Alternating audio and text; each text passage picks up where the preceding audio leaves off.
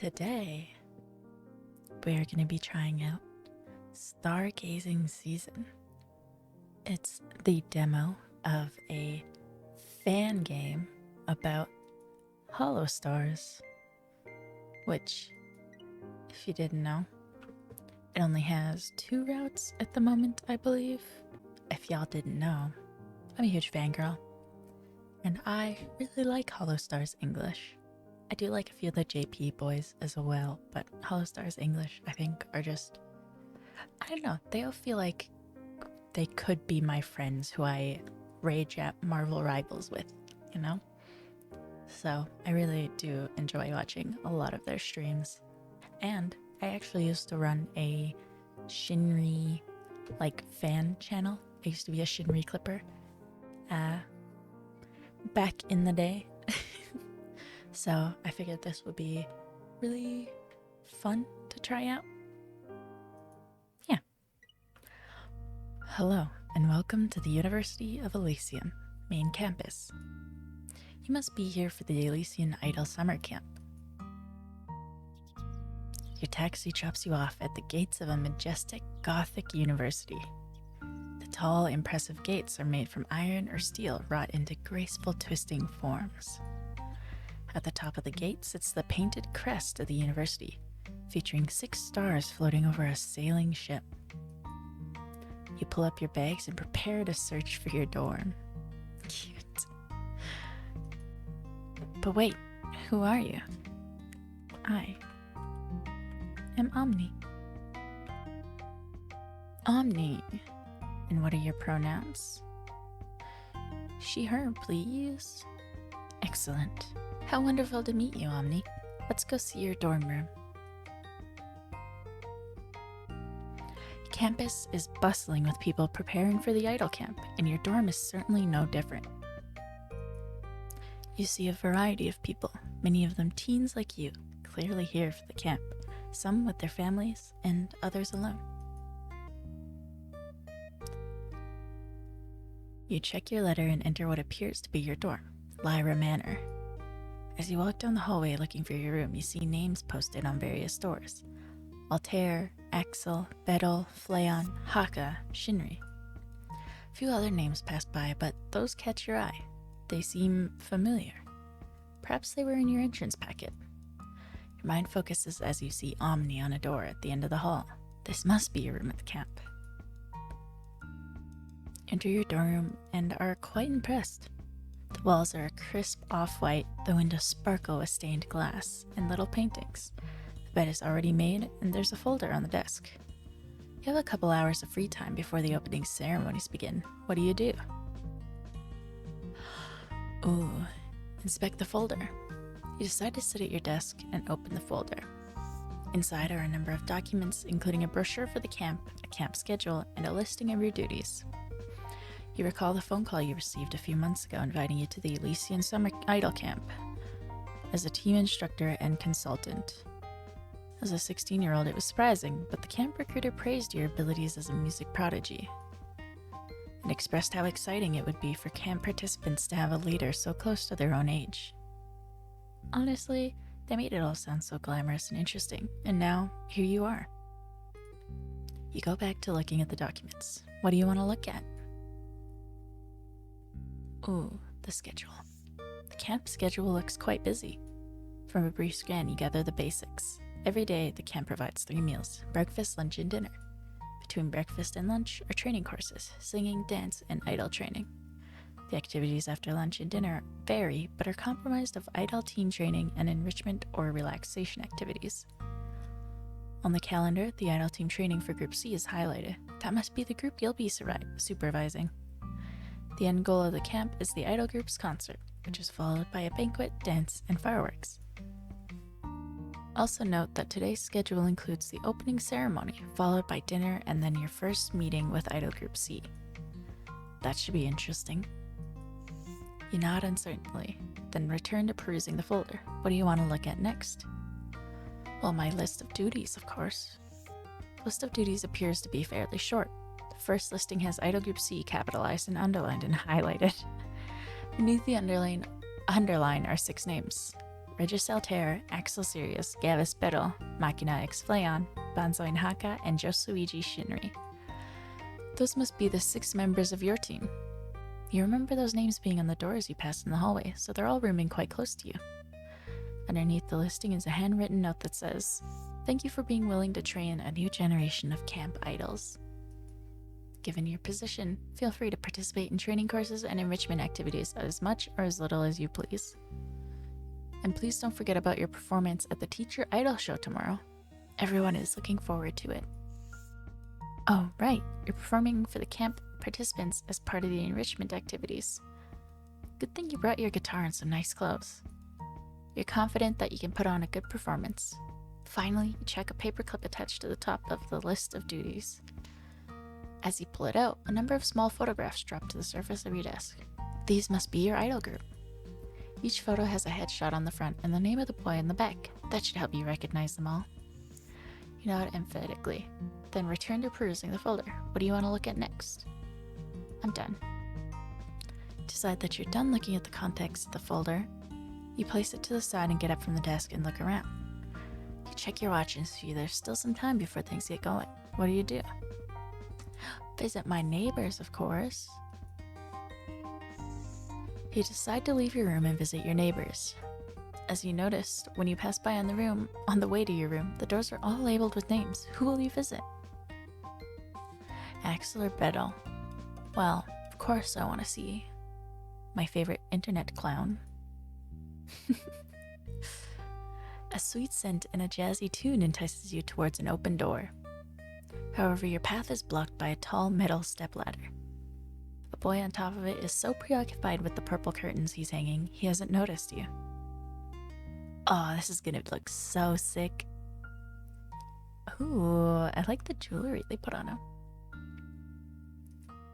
The ladder trembles beneath him, but surely anyone who would climb up there in heels knows what they're doing. To avoid startling him, you knock on the door frame as gently as possible. Hey, thought I'd stop by. I'm your team.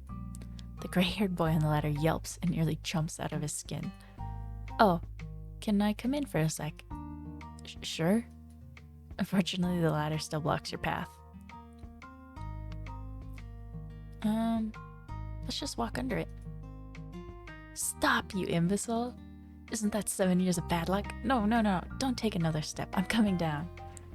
His foot slips and the ladder snaps shut, spins around like a one-legged stilt walker, and he reaches out to steady himself and grabs the curtains, ripping them from the wall as he tumbles backwards into a pile of large cardboard boxes.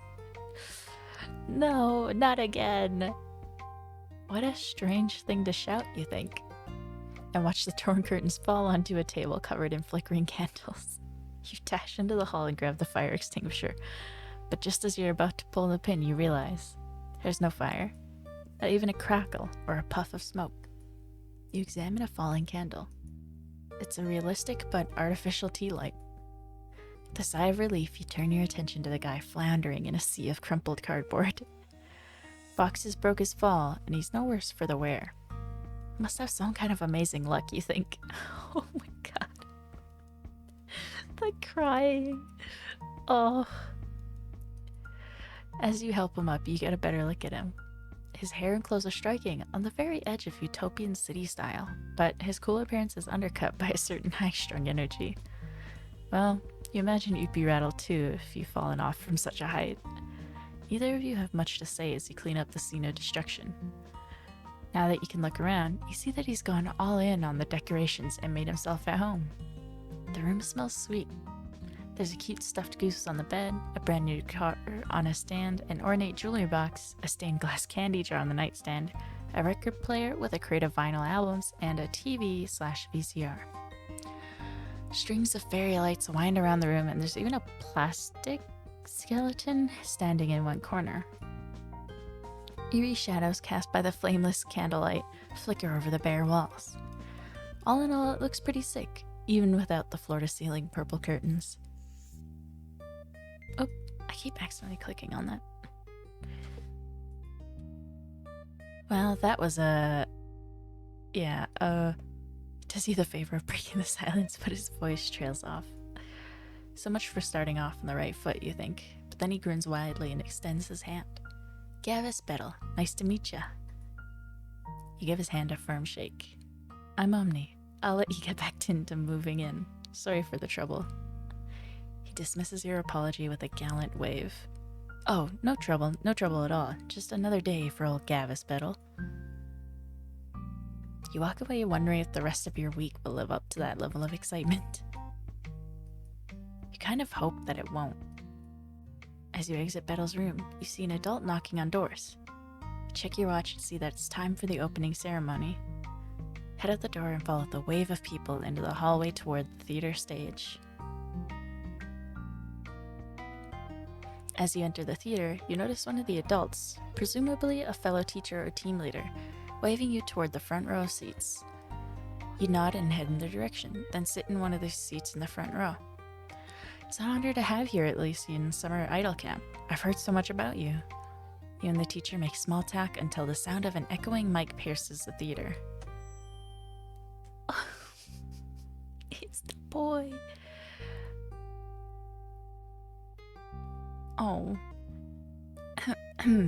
Hello, educators and future idols, and welcome to the 10th session of the Elysian Summer Idol Camp. I am Vesper Noir, head of the Elysian Summer Idol Camp and Dean of the University of Elysium School of Music. I'm happy to see that everyone has settled in and made themselves at home in Lyra Manor. As you can see, I'm currently holding forth on the main stage of the Elysium Repertory Theater. This will be your stage for the Elysian Summer Idol Camp concert, so familiarize yourself with the territory. I look forward to great things from all of you, so seek to find greatness in yourselves. Now that we've covered the basics, let's introduce this session's staff. Dean Noir begins bringing up educators and team leads one by one. When he reaches Group C, he calls your name. Omni, please come to the stage. Omni is the team leader for Idol Group C, and she's one of the youngest musicians to ever attend the Elysian Conservatory. We hope that Omni can inspire all of you to do amazing things as well. You blush a bit but nod politely, thanking Dean Noir before returning to your seat as he gestures for you to leave the stage. The remainder of the opening ceremony goes by fairly quickly, as everyone is introduced to the crowd of young future idols. Dean Noir ends the ceremony by thanking everyone for attending, then the crowd slowly shuffles out. You check your schedule and find that it's time for dinner in the Lyra Manor cafeteria. You follow a crowd of teenagers around your age to Grand Wooden Hall, where the smell of warm, tasty food hovers in the air. You get in line or are looking over the cafeteria food when... What can I do for you today, kiddo? Fish want me, women fear me. Iconic. Iconic. Love that for Magni. You're a bit startled, but decide to get eggplant parmigiana, a small plate of sashimi, fresh green salad, barbecue ribs, and corn. Ooh. I also love sashimi. Let's go sashimi. As you collect your tray and leave the line, your mouth waters at the tantalizing smell of your food. It's been a long day and you're definitely hungry. Even so, you take a few moments to look around the seating area. To your left is a table of giggling teens in matching outfits. Aren't they a part of that new rock band, the Sharpshooters? Did they come as a group? And further back toward the fireplace, isn't that the Marikana, the golden voice? Say she never let her wheelchair get in the way of her singing. This camp is truly impressive in its scope of talents. You hadn't really realized how wide-ranging it is. Perhaps you should review your folder. Anyway, it's time to eat. You look around for a seat and decide to try to sit. By the mischievous-looking boy with the red-streaked blonde hair, by Bettel, you're at a table by yourself. Well, let's see what Mr. Mischievous-looking boy looks like. Oh my god. You make way to where the young man with blonde and red-streaked hair is eating. You ask if it's fine for you to sit with him. Yeah, of course. I don't own this table. I'm just sitting here, you know. He gestures at the numerous empty chairs and tells you to make yourself comfortable. As you're sitting down, he introduces himself as Axel Sirius. Axel informs you that he'll be attending idol class as his first elective. What about you? Which of the electives are you signed up for? Actually, I'm one of the new team instructors. My name is Omni. Huh? Damn, so you're like a Mane-san then, right? He smiles silently, not knowing what Axel just said. I didn't make myself look like an idiot, did I? Like, depending on when and how you meet me, I can be pretty fucking unhinged. I could be dropping F-bombs left and right and saying the craziest shit. Not a good look for an idol, you know? Penny didn't hear Axel say fucking unhinged and crazy as shit. Pretend not to hear many things. For what feels like eons, Axel gushes about, including, but not limited to, izakaya's, scams, the animal named axolotls, yogurt males, etc. You find the classroom with the sign Idol Group C taped to the nearby wall. The door is wide open and lively chatter from it echoes into the corridor. You pause outside the classroom for a moment, shifting your camp folder from one arm to the other. You haven't met all of them yet, but you hope that the rest of the group will be able to get along with each other. You summon your confidence, quietly peeking into the room, and notice that some of them are inside already. With a quick shuffle through your folder, you quickly identified those you hadn't met based on your camp notes. Axel is sitting on one of the desks, talking with Altair, who sits in the chair next to him. You also see Shinri studying the papers in his hand while Haka chatters into his ear. You enter the room, and shortly after, Betel and Flayon arrive. Cute. Flayon smiles shyly at you as the two of them find a spot, all while Betel talks loudly about curtains, ladders, and bad luck. Oh no. You start wondering how to get everyone's attention. When a loud bang makes everyone jump a little, you turn to find the source. Everyone pauses in their tracks as Betel momentarily looks confused. Betel grips his knee with a grimace of pain and stream of expletives. Expletives? When he's forced to stop in order to breathe, you decide to speak up. Are you okay? I'm never okay, but this is worse than being never okay. I've probably broken my knee. I'm gonna end up being sent home from a complete and utter failure. This whole thing is a mess. I'm a mess. Why is this table even here? He stops to take a breath, and Flayon breaks in. He's fine. Don't worry about it. Are you sure? Yeah, if it gets worse, I'll just squeeze him so hard that his knee stops hurting. But more importantly, you've been wanting to get the meeting going, right? Why don't you get started? Flayon seems observant. Pretty observant. Did he notice that you were trying to figure out how to start? You decide to take him up on the offer and look at the rest of the group. Okay, I guess we can get things started. For those who missed it, my name is Omni, and I'm in charge of leading Idol Group C. And for y'all, I think this is where I will end this. Thank you for watching me play this little fan game. I really like the art, it's quite cute. And the theme of it, I think is going to be really fun. So I'm excited to see more than the demo once it comes out. Also, for the demo, I really liked the contrast of the fully done art of Betel and Axel compared to everyone else. It's really goofy, but it's a cute little touch. But thank y'all for watching, and I'll see you next week. Bye-bye!